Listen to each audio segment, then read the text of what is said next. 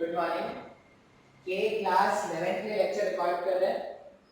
Class 11th में इससे पहले वाले लेक्चर में इंटीग्रेशन पढ़ाया। इंटीग्रेशन में लॉगरिथम का बेसिक पढ़ाया था और लॉगरिथम पे ही बेस्ड जो इंटीग्रेशन वाले छोटे छोटे क्वेश्चंस होते हैं वो पढ़ाया था। अब लॉगरिथम की प्रॉपर्टीज आपको याद रखनी है और उसके बेस्ड जो छोटे छोटे प्रॉब्लम्स थे वो भी आपको क्या करना पड़ेगा, याद रखना पड़ेगा। आज क्या करते हैं, कुछ छोटे छोटे क्वेश्चन और बचे हैं वो करा दूंगा, फिर आज खत्म कर दूंगा। इससे ज्यादा इंटीग्रेशन नहीं पढ़ाऊंगा। देखते हैं, मान लो क्वेश्चन कैसा है, क्वेश्चन से ही स्टार्ट करेंगे। मान लो क्वेश्चन ऐसा है,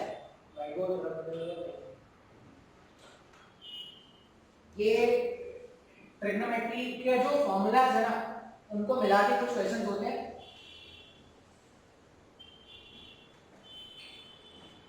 जैसे मान लो क्वेश्चन ऐसा है, क्वेश्चन है integration of sine square x dx, ये मेरे को सॉल्व करना है। Integration of sine square x dx ये सॉल्व करना है और इसका आंसर बताना है। अब इसका डिफरेंशिएशन साइन स्क्वायर एक्स का अगर डिफरेंशिएशन पूछा जाता तो चेन रूल लगा के अपन सॉल्व कर लेते। देखिए चेन रूल लगा लो, सिंपलीफाई कर लो, आंसर आ जाएगा। अब integration of sine square x, ऐसा कोई स्टैंडर्ड फार्मूला है क्या कि साइन स्क्वायर एक्स का जो इंटीग्रेशन करा ले, ऐसा कोई स्टैंडर्ड फार्मूला है क्या? नहीं। अब इस तरह के क्वेश्चन जब भी आते हैं ना तो थोड़ा सब्स्टिट्यूट या थोड़ा आपको क्या करना पड़ता है, क्वेश्चन में चेंज करना पड़ता है। मैथमेटिक्स को इन्वॉल्व करके थोड़ा सा क्वेश्चन चेंज करेंगे। क्वेश्चन को चेंज करने के बाद क्या करेंगे, इंटीग्रेशन करेंगे। जैसे साइन स्क्वायर एक्स dx, अब तुम बोलेगे सर कि आपको कैसे पता चला, तो स्टार्टिंग में तुमको थोड़ा अटपटा लगेगा, थोड़ा अजीब लगेगा कि सर आपने कैसे पता किया कि ऐसे ही करना है। तो इसका कोई रीजन नहीं है कि आपको ऐसा ही करना है। मतलब आप अगर मुझसे पूछो कि सर आपने ऐसा क्यों किया, तो मैं इसका कोई आंसर नहीं बता पाऊंगा कि ऐसा क्यों कर रहे हैं। लेकिन हाँ, ऐसा इसलिए किया जा रहा है, मतलब ऐसा करने से काम बन सकता है। इसके अलावा भी अगर कोई और तरीका होता हो सकता था, लेकिन कोई और तरीका करने जाते तो बहुत ज्यादा कॉम्प्लिकेटेड होता। इसलिए हम क्या कर रहे हैं, इसको आसानी से कैसे सॉल्व करना है वो देख रहे हैं। अब क्या तरीका है वो देखते हैं। स्टार्टिंग में इस तरह का तरीका हजम करने में थोड़ा प्रॉब्लम होता है, लेकिन देखते हैं। आपको याद कर लेना है, आपको मान लेना कि ऐसा होता है, ठीक है। अब हमने एक फॉर्मूला पढ़ा है, ट्रिग्नोमेट्री में एक फॉर्मूला पढ़ा था cos 2 थीटा, अगर आपको याद हो। ट्रिग्नोमेट्री में हमने एक फॉर्मूला पढ़ा था cos 2 थीटा। cos 2 थीटा का फॉर्मूला होता है, तीन चार फॉर्मूलाज थे, उसमें एक फॉर्मूला ये भी था 1 minus 2 sine square theta. Trigonometry में तीन चार फॉर्मूलाज मैंने cos 2 थीटा के बताए थे। उस cos 2 थीटा के तीन चार फॉर्मूले में से एक फॉर्मूला ऐसा था, क्या फॉर्मूला था, 1 माइनस 2 साइन स्क्वायर थीटा। अब ये फॉर्मूला क्यों यूज में लाया गया, अगर आप ये फॉर्मूले को ध्यान से देखोगे ना तो 1 माइनस 2 साइन स्क्वायर थीटा को मैं यहां से अगर मैं यूज करके साइन स्क्वायर थीटा का वैल्यू फाइंड आउट करूं, देखते हैं। तो 2 साइन स्क्वायर थीटा वाले टर्म को इधर भेज देते हैं, cos 2 थीटा वाले टर्म को उधर भेज देते हैं। मेरे पास कुछ ऐसा आ जाएगा, 2 साइन स्क्वायर थीटा जो है वो 1 माइनस ऑफ cos 2 थीटा आ जाएगा। 2 sin square theta 1 minus cos 2 theta. इसका मतलब in place of sin square theta, sin square theta can be replaced with cos 2 theta divided by 2। हम क्या कर सकते हैं, we can replace this sin square theta को we can replace by 1 minus cos 2 theta divided by 2, ऐसा replacement कर सकते हैं। अब अगर sin स्क्वायर थीटा को ये लिख सकते हैं तो यहां पर भी क्वेश्चन को चेंज किया जा सकता है। जो क्वेश्चन sin स्क्वायर x का था, क्वेश्चन जो sin स्क्वायर x का था, sin स्क्वायर x के प्लेस में 1 minus cos 2x divided by 2 लिख सकते हैं क्या? अब तुम बोलोगे सर ऐसा क्यों लिख रहे हो, ऐसा क्यों लिख रहे हो और हमें कैसे पता चलेगा कि ऐसा लिखना है? तो ये सिंपल प्रैक्टिस से ही आ पाएगा, ये जो है वो सिंपल प्रैक्टिस से आ पाएगा कि ऐसा क्यों लिख रहे हैं। अब 1 minus cos 2x divided by 2 लिख दिया। अब ऐसा लिखते ही ये 1/2 कांस्टेंट है, मैं इंटीग्रेशन से बाहर निकाल सकता हूं क्या? तो मैं ऐसा लिखते ही मेरे पास क्वेश्चन ये लिखना स्टार्ट हो जाएगा, integration of 1 minus cos 2x dx, half बाहर रहने दो, पहला टर्म हो जाएगा इंटीग्रेशन dx माइनस दूसरा टर्म हो जाएगा cos 2x dx। dx distributive law होता है, तो पहला टर्म हो जाएगा dx का इंटीग्रेशन, दूसरा टर्म हो जाएगा minus of cos 2x dx का इंटीग्रेशन। अब सिर्फ dx का इंटीग्रेशन कर सकते हैं क्या? बिल्कुल सर कर सकते हैं, आता है अपने को। cos 2x dx सब्स्टिट्यूशन वाले मेथड से मैंने सिखाया था। क्या अगर सब्स्टिट्यूशन वाला मेथड नहीं भी याद है तो ये जानते हैं कि इंटीग्रेशन जो है वो डिफरेंशिएशन का जस्ट ऑपोजिट है। जब आप इसका डिफरेंशिएशन करते तो cos 2x का जब आप डिफरेंशिएशन करोगे, cos का डिफरेंशिएशन होता है माइनस में साइन, तो cos का जब आप डिफरेंशिएशन करते तो माइनस sin 2x होता। फिर चेन रूल से जब 2x का डिफरेंशिएशन करोगे तो 2 सामने आके मल्टीप्लाई हो जाएगा क्या? अब इंटीग्रेशन में क्या करेंगे, cos 2x का पहले इंटीग्रेशन कर दो, cos 2x का जब आप इंटीग्रेशन कर दोगे तो वो sin 2x हो जाएगा प्लस में, और जो भी x के साथ कोएफिशिएंट मल्टीप्लाइड है वो नीचे आके डिवाइड में चला जाता है क्या? सब्स्टिट्यूशन मेथड में मैंने ये सिखाया था। इस तरह के इंटीग्रेशन अगर आएंगे तो आपको यही तरीका फॉलो करना है। अब इसको क्या लिखेंगे, हाफ कांस्टेंट बाहर रहने दिया, इंटीग्रेशन ऑफ dx। अगर आप dx का इंटीग्रेशन करते हो तो इंटीग्रेशन ऑफ dx क्या होता है, x होता है क्या? इन place of integration of dx क्या लिखेंगे, x। dx का इंटीग्रेशन कर दिया x माइनस में cos 2x dx का इंटीग्रेशन करो। cos 2x dx का जब आप इंटीग्रेशन करोगे तो cos 2x dx का इंटीग्रेशन, सर ये तो पहले पढ़ा था हमने, ये आता है sin 2x डिवाइडेड बाय 2। ये आंसर, हाँ या ना? क्वेश्चन ये था, क्वेश्चन को मैंने एक सूटेबल फॉर्म में कन्वर्ट कर दिया। अब जैसे ही क्वेश्चन सूटेबल फॉर्म में कन्वर्ट हो गया, इसका इंटीग्रेशन कर दिया। अब तुम बोलोगे सर मेरे को कैसे पता चलेगा कि ऐसा कुछ करना है? तो जब भी देखो sin थीटा दिखे, cos थीटा दिखे, tan थीटा दिखे, तब इंटीग्रेशन का बेसिक फॉर्मूला है। लेकिन अगर sin स्क्वायर थीटा दिख रहा है, cos स्क्वायर थीटा दिख रहा है, tan स्क्वायर थीटा दिख रहा है, कुछ ऐसा दिखे, जब भी कुछ ऐसा दिखे तो उसका कोई बेसिक फॉर्मूला नहीं है, आपको पहले उसको एक स्टैंडर्ड फॉर्मेट में लाना पड़ेगा, तब जाके इंटीग्रेशन करना पड़ेगा। और ये सब जो है वो प्रैक्टिस से आ सकता है, बिना प्रैक्टिस के नहीं आएगा। इसलिए मैं बोल रहा हूं कि जो भी आपके पास अवेलेबल है वो मटेरियल, जो भी आपके पास अवेलेबल है, आप उससे क्वेश्चन सॉल्व करो। जब तक आप क्वेश्चन नहीं सॉल्व करोगे आपको नहीं समझ में आने वाला। अगर ये समझ में आ गया है ना, अगर ये समझ में आ गया है तो मैं बोलूंगा आप cos स्क्वायर x का इंटीग्रेशन करें। अगर ये आपको समझ में आ गया तो आप क्या करोगे, स्क्रीन पॉज करोगे और cos स्क्वायर x, पहले मैं क्वेश्चन लिख देता हूं फिर मैं व्हाइट बोर्ड रब करता हूं, तब तक आप स्क्रीन पॉज करके क्वेश्चन सॉल्व करना। ये है cos स्क्वायर x dx का इंटीग्रेशन करना है आपको, बिल्कुल बेसिक तरीके से जैसा मैंने बताया है वैसे ही सॉल्व करो। cos 2 थीटा का एक और फॉर्मूला नहीं बता देता हूं, cos 2 थीटा का एक और फॉर्मूला होता है 2 cos स्क्वायर थीटा माइनस 1। अब 2 cos स्क्वायर थीटा माइनस 1 वाला फॉर्मूला यूज करो, सिंपली इसको इंटीग्रेट करो और आंसर बताओ। खुद से ट्राई करो, खुद से कोशिश करोगे तभी सीख पाओगे। फिजिक्स या मैथ्स ऐसा सब्जेक्ट नहीं है कि कोई तुमको बताता जाएगा तो हम बोलेंगे हाँ सर आता जा रहा है आता जा रहा है।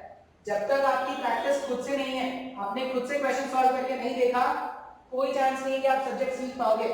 सब्जेक्ट सीखना है, अगर आप चाहते हो कि सब्जेक्ट सीख ले सर, तो आपको प्रैक्टिस करना पड़ेगा। हो सकता है स्टार्टिंग में तुम्हें सब्जेक्ट बहुत डराए, ये हमेशा डराता रहेगा अगर तुम डरते रहोगे। स्टार्टिंग में थोड़ा ज्यादा एफर्ट अप्लाई करो इस सब्जेक्ट में। एक बार जब तुम सब्जेक्ट के साथ कंफर्टेबल हो जाओगे ना तो इससे आसान कोई सब्जेक्ट नहीं लगेगा। अभी लोगों का एग्जाम था तो लोगों ने यही बोला कि एज यूजुअल फिजिक्स टफ आएगा। अरे कोई टफ नहीं आया था भाई साहब, फिजिक्स कोई टफ नहीं आया था। कल ही एग्जाम था, फिजिक्स का पेपर टफ नहीं था। लोगों ने अपने मेंटालिटी में ऐसा सोच लिया है, माइंड में बैठा के रख लिया है कि अच्छा मेडिकल है तो फिजिक्स जो होगा वो टफ होगा। सिर्फ ये कहने की बात होती है। तुम अगर ढंग से प्रैक्टिस कर रहे हो, अच्छे से, अगर तुमने जिस तरह से मैं बताता जाता हूँ वो पढ़ते जाओगे, कभी कोई मुश्किल नहीं लगेगा। ठीक है, चलो ये सॉल्व करके देखते हैं। आई होप तुमने ट्राई किया होगा, जो भी तुम्हारा आंसर आया होगा देखते हैं क्या आया है। cos स्क्वायर x को रिप्लेस करते हैं, कैसे? हमने फॉर्मूला पढ़ा है cos 2 थीटा जो होता है वो होता है 2 cos square theta minus 1, 2 cos square theta minus 1। अब माइनस 1 वाले टर्म को अगर मैं इधर लाऊं तो 1 plus cos 2 theta equals to 2 cos square theta लिखेंगे क्या? 1 प्लस cos 2 थीटा को लिख देंगे 2 cos स्क्वायर थीटा। यहां से मैं cos स्क्वायर थीटा का वैल्यू क्या लिख सकता हूं? cos square theta can be written as 1 plus cos 2 theta divided by 2। मैं cos स्क्वायर थीटा के प्लेस में 1 plus cos 2 theta divided by 2 लिख सकता हूं। अब जो मेरे पास 1 प्लस cos 2 थीटा बाय 2 का वैल्यू आया है cos स्क्वायर थीटा के टर्म्स में, तो मैं क्वेश्चन को अपना ऐसा लिखूंगा। अब जो क्वेश्चन मेरे लिए वो ये हो गया है 1 plus cos 2 theta, half constant था मैंने इंटीग्रेशन से बाहर निकाल दिया, तो dx dx से लेना तो यहाँ पर x होगा, यहाँ पे dx होगा, तो ये सॉल्व करने में कुछ ऐसा आएगा। हाफ कांस्टेंट था बाहर आने दिया, इंटीग्रेशन डिस्ट्रीब्यूटिव लॉ को फॉलो करता है, तो पहला टर्म हो जाएगा dx, दूसरा टर्म हो जाएगा integration of cos 2x dx। जब आप इसका इंटीग्रेशन करोगे तो इंटीग्रेशन में अपन क्या लिखेंगे? इंटीग्रेशन में हम ऐसा लिखेंगे हाफ इंटीग्रेशन dx। स्टार्ट करते हैं, वो कॉल आ गया किसी का। अब यहाँ पर क्या करना है, मैंने 1 plus cos 2x into dx अलग अलग तोड़ के लिख दिया। अब इंटीग्रेशन जो है वो डिस्ट्रीब्यूटिव लॉ को फॉलो करता है, तो पहला टर्म हो जाएगा इंटीग्रेशन ऑफ dx और दूसरा टर्म हो जाएगा integration of cos 2x dx। अब इंटीग्रेशन ऑफ dx क्या होता है? सिंपल x लिख दो इसके प्लेस में, cos 2x dx का जब आप इंटीग्रेशन करोगे तो cos 2x का इंटीग्रेशन हो जाएगा sin 2x और ये 2 क्या हो जाएगा नीचे लाके डिवाइड कर देंगे, तो आंसर हो जाएगा x plus sin 2x divided by 2 और बाहर में 2। आप चाहो तो इसको और सिंपलीफाई करके लिख सकते हो। इस तरह से हमारे पास क्या हो जाएगा, आंसर हो जाएगा। अब ये क्या है, आप इसको बोलो कि ट्रिग्नोमेट्री के कुछ इंटीग्रेशन होते हैं। अब देखो इसमें बहुत सारे होते हैं, तो मेरे को लगता है जो काम का है अपने जो मतलब का है मैंने तुमको वो करा दिया, जो मतलब का नहीं है उसके ऊपर अपन नहीं जा रहे। अब क्या करते हैं इंटीग्रेशन में, अभी तक हम जो इंटीग्रेशन पढ़ रहे थे ना उसको हम क्या बोलते थे? Indefinite integration. अभी तक हम जो इंटीग्रेशन पढ़ रहे थे हम उसको क्या बोलते थे? Indefinite integration. अब जो हम सीखेंगे वो होगा डेफिनेट इंटीग्रेशन। अब इसका मतलब क्या है सर? क्या बोल रहे हो, कुछ समझ में नहीं आ रहा है? अच्छा एक और चीज, जब भी आप इंटीग्रेशन करते हो तो आपको एंड में एक c कांस्टेंट ऐड करना है, ये मैंने आपको बता दिया है। जब भी आप इंटीग्रेशन करोगे तो आप एंड में क्या करोगे? एक c ऐड करोगे। जैसे यहाँ पर रिजल्ट जो भी आया था सॉल्व करने के बाद आपको एंड में प्लस c लिखना पड़ेगा। प्लस c का मतलब मैंने आपको समझाया था, ठीक है? इंटीग्रेशन और डिफरेंशिएशन अगर एक दूसरे के जस्ट ऑपोजिट प्रोसेस है तो उसको सैटिस्फाई करने के लिए कांस्टेंट लिखना पड़ता है। अब स्टार्ट करते हैं डेफिनेट इंटीग्रेशन। Definite integration. अब डेफिनेट और इनडेफिनेट का मतलब क्या है? मान लो मैं बोल रहा हूं कि एक रास्ता है, यहां से यहां तक एक रास्ता है और मैंने बोला कि रास्ते का जो दूरी है वो बताओ, रास्ते की दूरी बताओ। मैंने तुमको नहीं बोला कि कहां से कहां की दूरी बताओ, बस मैंने बोला कि ये रास्ते की दूरी बता दो। और एक में मैंने बोला कि यहां से लेके यहां तक की दूरी बताओ। पहले वाले मैंने बोल दिया कि इसकी दूरी बताओ, मैंने नहीं बताया कि कहां से कहां तक की दूरी। फिर दूसरे मैंने बोल दिया कि इस वाले पॉइंट से मेरे को इस वाले पॉइंट की दूरी चाहिए, मतलब ये मेरा मिनिमम लिमिट हो गया और ये मेरा मैक्सिमम लिमिट हो गया कि मुझे जो दूरी चाहिए वो यहां से लेके यहां तक की दूरी चाहिए क्या? अब जब भी आप इंटीग्रेशन करोगे तो दो तरह का इंटीग्रेशन होता है। एक होता है इनडेफिनेट इंटीग्रेशन। जब भी हम इंटीग्रेशन करते हैं तो दो तरह का इंटीग्रेशन होगा, एक होता है इनडेफिनेट और दूसरा होता है डेफिनेट, ठीक है? डेफिनेट अगर तुमने गैंग्स ऑफ वासेपुर देखा होगा तो उसमें कैरेक्टर है definite, one of the best movies in Bollywood ever. तो यहाँ पे इंटीग्रेशन है, इंटीग्रेशन में एक इंटीग्रेशन आएगा इनडेफिनेट इंटीग्रेशन, दूसरा होता है डेफिनेट इंटीग्रेशन। इनडेफिनेट इंटीग्रेशन क्या है, आज से पहले तक या अभी से पहले तक जो भी इंटीग्रेशन आप सॉल्व कर रहे थे ना, वो सारे इंटीग्रेशन क्या थे, इनडेफिनेट। अब डेफिनेट में क्या हो जाएगा सर, डेफिनेट इंटीग्रेशन में मैं इंटीग्रेशन को लिमिट्स में बांध दूंगा। डेफिनेट इंटीग्रेशन में मैं क्या करूंगा, लिमिट्स को इंटीग्रेशन को लिमिट से बांधूंगा। जैसे मान लो एक सिंपल सा क्वेश्चन दे रहा हूं, ऐसा लिखा है इंटीग्रेशन x स्क्वायर dx। इसका मतलब क्या है, मैंने ना ही कोई तुमको अपर लिमिट बताया ना ही कोई लोअर लिमिट बताया, x स्क्वायर dx का आप इंटीग्रेशन कर दो तो आप सिंपली कितना बोल रहे हो, x स्क्वायर dx का इंटीग्रेशन होगा sir x³ 3 + c plus constant c लगाना पड़ता था क्या, इस तरह का इंटीग्रेशन अपने को सॉल्व करना आता था। अब मैं बोल रहा हूं कि मैंने यहां पे लिख दिया 2 और यहां पर लिख दो सपोज 5।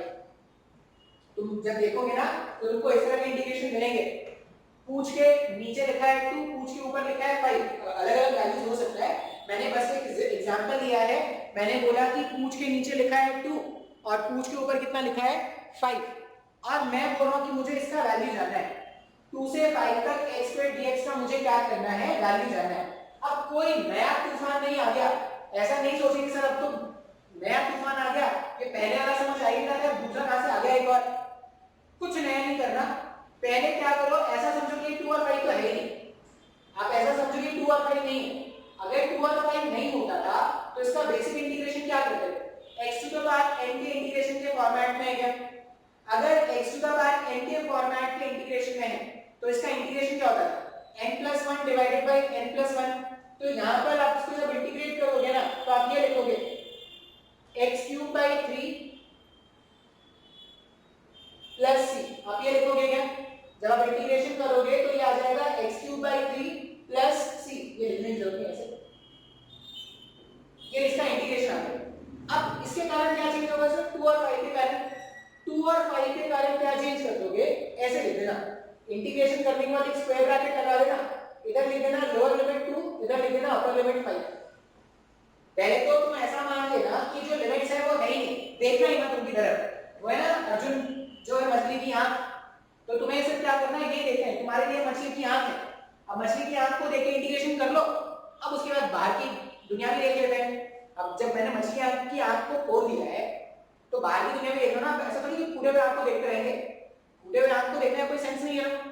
मछली की आंख को देखा, इंटीग्रेशन कर दिया, अब उसके बाद क्या करेंगे, तो बाहर की दुनिया देखेंगे, तो बाहर की दुनिया में आप क्या कर रहे हैं, 2 और 5 भी दिख रहा है। अब क्या करना है, कुछ नया नहीं करना, बस एक बार अपर लिमिट पुट करना है, एक बार लोअर लिमिट पुट करना है, सिंपलीफाई करना और आंसर करना है। कैसे, ये कर दिया मैंने, ये तो अपने को आता है। पहले पुट करो x के केस में upper limit 5³ divided by 3 plus c, मैंने x के प्लेस में क्या कर दिया, पुट कर दिया अपर लिमिट, माइनस के साथ रख दो लोअर लिमिट। जब आप लोअर लिमिट पुट करोगे तो 2³ प्लस 3, c तो c है, c तो कांस्टेंट है, अगर कोई c है तो वो समय के साथ चेंज नहीं होता, c हमेशा c रहता है, ये आप शायद जानते होंगे। तो पहले यहाँ पे प्लस c था, अभी वहां पे क्या रहेगा, c रहेगा। x का वैल्यू 5 हो जाए, 2 हो जाए, 10 हो जाए, 1000 हो जाए, करोड़ हो जाए, कुछ भी हो जाए, c का वैल्यू c रहेगा।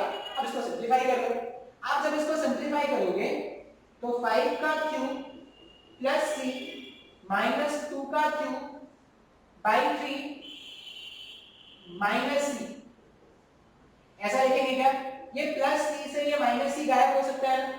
अब 5³ बाई 3 माइनस 2³ बाई 3, मतलब एंड में जब मैंने सॉल्व किया तो मैंने ये देखा upper limit minus lower limit, बस यही वैल्यू आ रहा है और ये फाइनल आंसर है। जब आप इनडेफिनेट इंटीग्रेशन करोगे ना तो तुम्हारा जो आंसर आएगा वो वेरिएबल के टर्म में आएगा। क्यों, क्योंकि तुमको लिमिट पता ही नहीं है, तुमको हदें पता ही नहीं कि कहां से कहां जाना था।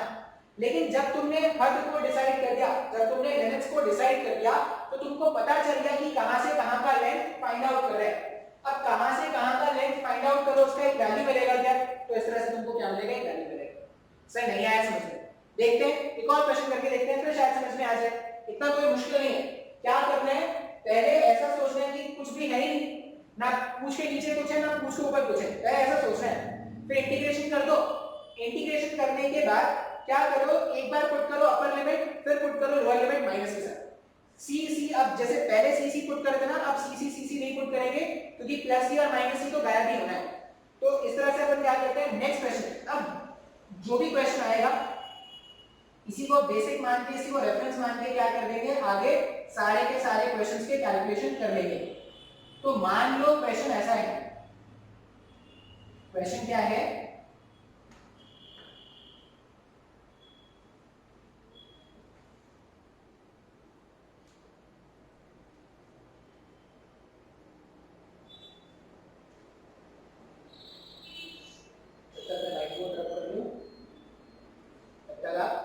चाय कॉफी नाश्ता समोसे चाट वड़ा, यहाँ पे सांभर वड़ा मिलता है।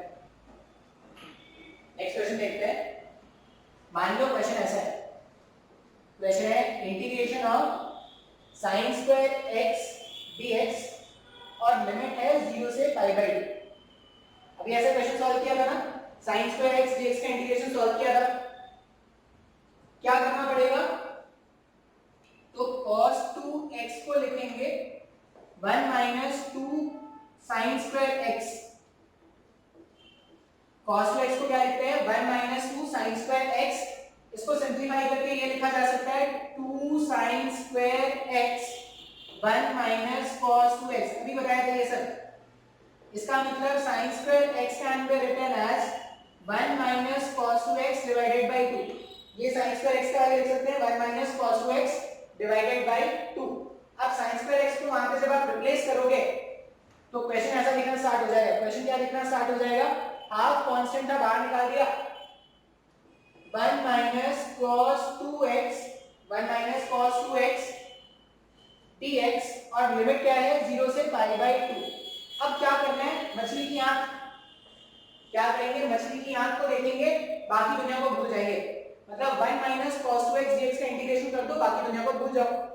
हाफ कांस्टेंट है बाहर रहने दिया, 1 का जब इंटीग्रेशन करते तो x आता, cos 2x का जब इंटीग्रेशन करोगे तो वो आ जाएगा sin 2x डिवाइडेड बाय 2।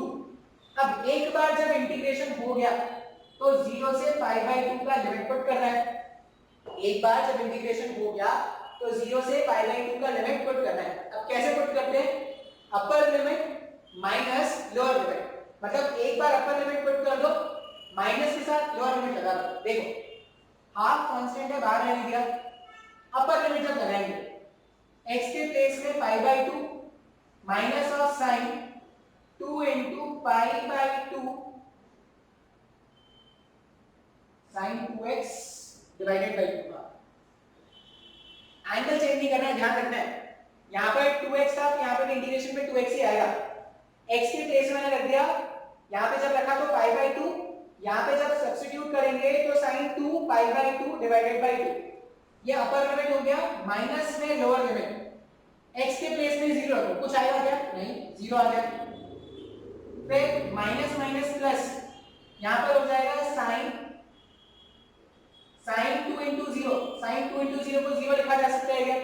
अब ये भी 0 sin 0 भी क्या है 0, sin 0 का वैल्यू 0 होता है, मतलब मैंने देखा कि अपर लिमिट में वैल्यू आएगा, लोअर लिमिट में सब खत्म होके 0 हो जाएगा, तो लिखने की कोई जरूरत नहीं।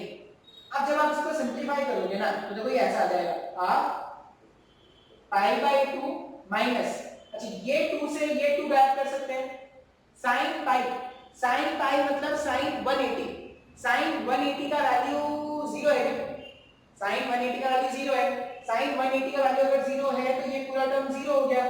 इसका मतलब फाइनल आंसर कितना आ जाएगा, पाई अपॉन 4। ये हमारे पास क्या होगा, फाइनल रिजल्ट आ जाएगा। तो हमने क्या किया, sin square x dx, sin square x dx का जब इंटीग्रेशन किया तो पाई अपॉन 4 आ रहा है। मैंने सही किया है, हाँ सही किया भाई साहब, 0 से पाई बाय 2 सिंपलीफाई किया तो इस तरह से आंसर है। आसान है क्या। अच्छा एक और क्वेश्चन देख लेते हैं, लॉग वाले क्वेश्चन इसलिए देख रहे हैं क्योंकि लॉग वाले क्वेश्चन बहुत ज्यादा आएंगे। लॉग वाले क्वेश्चन का जो इंटीग्रेशन है वो अपने डेरिवेशन भी बहुत आता है, इसलिए लॉग वाले क्वेश्चन भी देख लेते हैं। जब तक मैं व्हाइट बोर्ड रख करूं तब तक आप अपने हिसाब से कोई भी काम कर सकते हैं, गाने गा सकते हैं। कौन सा, तुम दे रही हो सजा, ये कैसा बताना, लेकिन कभी भूल गया लिरिक्स, दिल तोड़ के हंसती हो मेरा, वफाएं मेरी याद करोगी।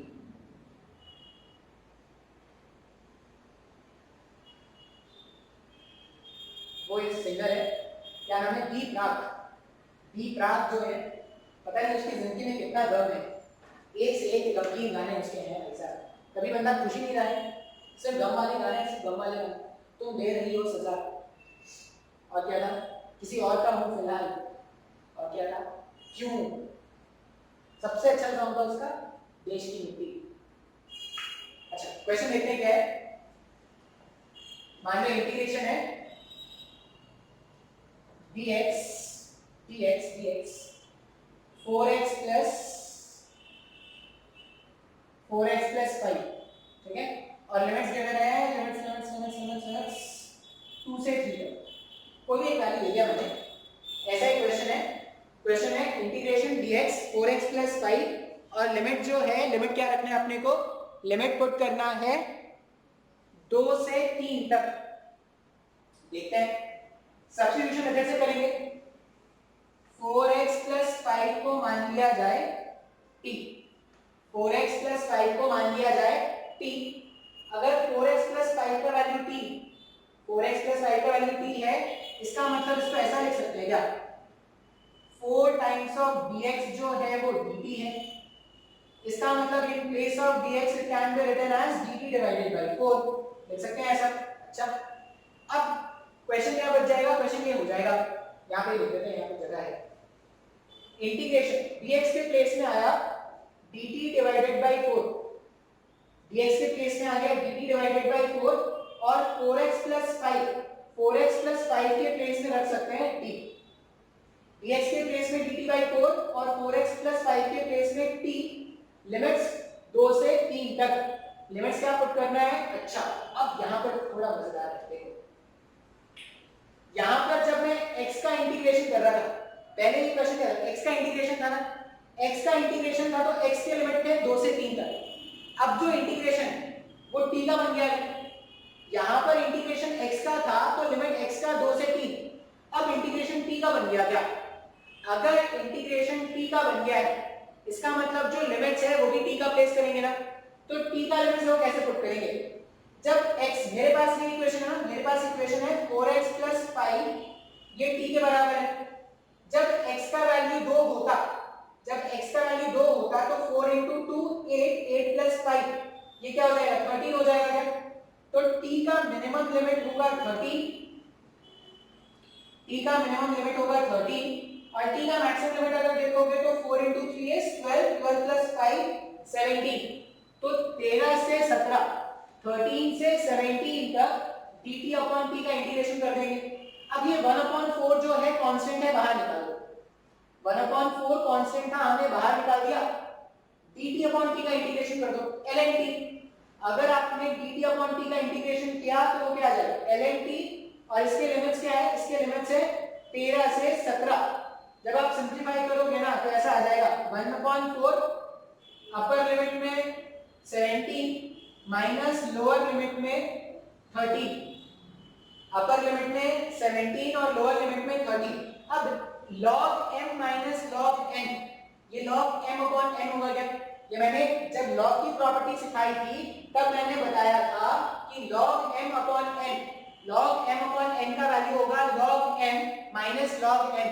तो log m minus log n जो है इसको मैं ऐसा भी लिख सकता हूँ क्या, मतलब फाइनल आंसर पता है क्या आएगा, फाइनल आंसर आएगा 1/4 into ln 17 डिवाइडेड बाय 13, ये आंसर।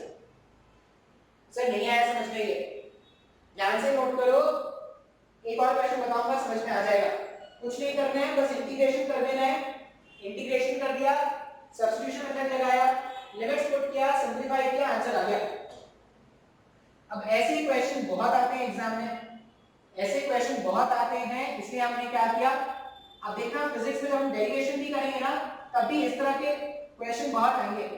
पहले तो इंटीग्रेशन कर दिया, इंटीग्रेशन कर दिया किया, अच्छा इंटीग्रेशन था, सब्स्टिट्यूशन लगा के इंटीग्रेशन कर दिया, फिर फाइनल आंसर लिखने के लिए लॉग की प्रॉपर्टी लगा ली, लॉग की प्रॉपर्टी यूज की, सिंपलीफाई किया, आंसर आ गया। अभी एक और क्वेश्चन है, अब जो भी मैं इंटीग्रेशन है, जितना मैं इंटीग्रेशन बता रहा हूँ ना, उतना तुम आगे जाके देखोगे कि ये सब तो यूज होने वाला है, सर इंटीग्रेशन है। आगे जब आप फिजिक्स पढ़ोगे तो आपको समझ में आएगा कि ये सब क्यों बताया गया था। मान लो क्वेश्चन ये दिया गया है,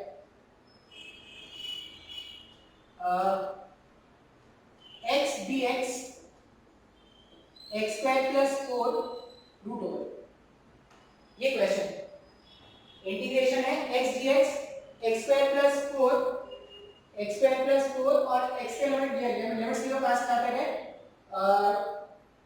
2 ले ले, क्या ले ले, 2 से 3 तक वही लिमिट है, 2 से 3 तक क्या है लिमिट्स है, ठीक है। अब क्या करेंगे सर, क्या करेंगे सर, फिर से यहाँ पर सब्स्टिट्यूशन करना पड़ेगा। अब ध्यान से देखना क्या सब्स्टिट्यूशन करूंगा, इस तरह के फॉर्मेट के क्वेश्चन तुम्हारे एग्जाम में, तुम्हारे सिलेबस में बहुत आएंगे, तो ये फॉर्मेट तुमको याद रखना है, करना है क्वेश्चन को सब्स्टिट्यूशन मेथड से, लेकिन तरीका आपको याद रखना पड़ेगा। अब तुम बोलोगे सर आपने ऐसा ही क्यों दिया, तो इसका फिर से कोई रीजन नहीं होगा। मैथ्स में कुछ ऐसे क्वेश्चन होते हैं, कुछ ऐसे तरीके होते हैं जो आपको याद रखना होता है। अब इसका कोई एग्जैक्ट रीजन नहीं, उस तरह से करोगे तो क्वेश्चन बहुत ही आसानी से सॉल्व हो जाता है, बस इसका यही रीजन। जैसे यहां पर अगर मैं x स्क्वायर प्लस 4 को मान लूं t स्क्वायर, तो इसे t स्क्वायर क्यों मानूं, अभी तक तो आपने t स्क्वायर नहीं माना था। x स्क्वायर प्लस 4 को अगर मैं मान लूं t स्क्वायर, क्यों मानने में साथ साथ देखना स्टार्ट हो जाएगा। x स्क्वायर प्लस 4 को अगर मैं t स्क्वायर मान लूं और दोनों तरफ डिफरेंशिएट कर दूं, ये हो जाएगा 2x, 4 का डिफरेंशिएशन कांस्टेंट है, कुछ नहीं आएगा, 2t dt और ये dx इधर आएगा, लिख सकते हैं ना ऐसा। 2 से ये 2 गायब कर दो, 2 से ये 2 गायब कर दो। अब जो भी वैल्यू आए ना उसको अगर मैं क्वेश्चन में सब्स्टिट्यूट करूं तो देखो मेरा क्वेश्चन कैसे बदल जाएगा। x dx, जहां पर x dx है वहां पर t dt रखा जा सकता है क्या, जहां पर x dx है वहां पर t dt रख दो, और यहां पर root over of x square plus 4 है, मतलब root over of t square है। अब ध्यान से देखो ना, देखो ये रूट ओवर t स्क्वायर, ये सिंपलीफाई होकर t बन जाएगा। इसका नेक्स्ट स्टेप में क्या लिखूंगा, इसका नेक्स्ट स्टेप ये होगा, ऊपर में है t dt, डिनोमिनेटर में आ गया है t, ये t से t अब कैंसिल हो गया, तो इंटीग्रेशन बहुत ही आसान हो गया। क्या इंटीग्रेशन dt, इंटीग्रेशन dt, अब क्या बचा, ऐसे dt का इंटीग्रेशन करो, सिंपलीफाई करो, आंसर आ जाएगा। लेकिन अभी भी तुम्हें क्या करना पड़ेगा, t का लिमिट सही सही से पुट करना पड़ेगा। अब यहाँ पर अगर x स्क्वायर प्लस 4 को तुम t स्क्वायर नहीं मानते, रूट t मानते ना, मतलब यहाँ पे मानते कि चलो x स्क्वायर प्लस 4 t है, तो कैलकुलेशन थोड़ा मुश्किल हो जाता है। इसलिए मैं बोल रहा हूँ कि आपको ये याद रखना पड़ेगा मैं कैसे सॉल्व कर रहा हूँ। जब भी रूट, देखो रूट वाला टर्म जब भी दिखता है ना, तो रूट वाले टर्म को कैलकुलेशन से भगाना पड़ता है। जैसे आप रूट वाले टर्म को कैलकुलेशन से भगा दोगे तो कैलकुलेशन थोड़ा आसान हो जाता है। इसलिए यहाँ पर क्या किया गया है, x स्क्वायर प्लस 4 को t स्क्वायर माना गया है। आई होप कि तुमको समझ में आया होगा कि क्यों ऐसा माना है। इसका अगर कोई पूछे कि सर एग्जैक्टली क्या रीजन है कि आप ऐसा मान रहे हो, तो बस यही बोल दूंगा कि क्वेश्चन को आसान बनाना था, इसलिए मैंने ऐसा माना है, ठीक है। अब इंटीग्रेशन dt, लिमिट्स का पुट करना है, t का पुट करना है, कैसे पुट करेंगे, मैंने अगर मुझे t स्क्वायर का वैल्यू चाहिए, अगर मेरे पास t स्क्वायर ये है, मतलब t क्या होगा, root over of x square plus 4 होगा। अब लोअर लिमिट, जब x का वैल्यू 2 होता, जब x का वैल्यू 2 होता तो 2 का स्क्वायर इज 4, 4 प्लस 4, ये रूट ओवर ऑफ 8 इधर आता है। जब x का वैल्यू 2 रखोगे तो लिमिट, लोअर लिमिट 8 हो जाएगा। जब x का वैल्यू अपर लिमिट 3 पुट करोगे तो 3 का स्क्वायर इज 9, 9 प्लस 4 इज 13, तो ये 13 हो जाएगा। अब इंटीग्रेशन ऑफ dt क्या होता है, t होता है sir ji, integration of dt होता है t, लोअर लिमिट है रूट 8 का, अपर लिमिट है रूट 13 का। जब आप सॉल्व करोगे तो अपर लिमिट है रूट 13 माइनस लोअर लिमिट है रूट 8, ये आंसर। सर नहीं आया समझ में, अरे बहुत ही आसान है। जैसे तुम बेसिक इंटीग्रेशन करते थे, जैसे तुम बेसिक इंटीग्रेशन करते थे वैसे ही कर दो। एट द एंड में आपको क्या करना है, एंड में आपको लिमिट्स प्लेस कर देना है, इंटीग्रेट करो, लिमिट्स प्लेस करो, सॉल्व करो, आंसर आ जाएगा, ठीक है। इतना ही रहने दूंगा इंटीग्रेशन, जितना मैंने, देखो मैं नहीं बोल रहा कि तुमको इंटीग्रेशन पूरा आ जाएगा, समय समय पर जब मैं इंटीग्रेशन आएगा तब भी मैं इंटीग्रेशन आपको बताऊंगा, लेकिन मैंने जितना अभी बताया है ना उतना तो तुमको जानना ही है। जितने क्वेश्चन तुम्हारे पैकेज में है, जितना क्वेश्चन तुमको डीसीपी में मिल रहा है, उतना जरूर सॉल्व करना। उतना अगर कर लोगे तो तुम्हारा काम आसान हो जाएगा। नेक्स्ट वाले क्लास में अपन क्या करेंगे, नया चैप्टर स्टार्ट करेंगे, unit and dimension, basic mathematics. अच्छा इसमें एक छोटा सा टॉपिक और बच गया, इसका एप्लीकेशन, इंटीग्रेशन का एप्लीकेशन बच गया है, तो वो हार्डली 5 से 10 मिनट दूंगा मैं नेक्स्ट वाले लेक्चर में। नेक्स्ट वाले लेक्चर में अपन यूनिट एंड डायमेंशन नाम का चैप्टर स्टार्ट करेंगे। तो मैंने वेक्टर मेरा चैप्टर कंप्लीट हो गया और बेसिक मैथमेटिक्स का नाम का मेरा चैप्टर कंप्लीट हो गया, ठीक है। नेक्स्ट वाले से अपन स्टार्ट करेंगे यूनिट एंड डायमेंशन। तो इतना ही रहने देते हैं आज, चलो।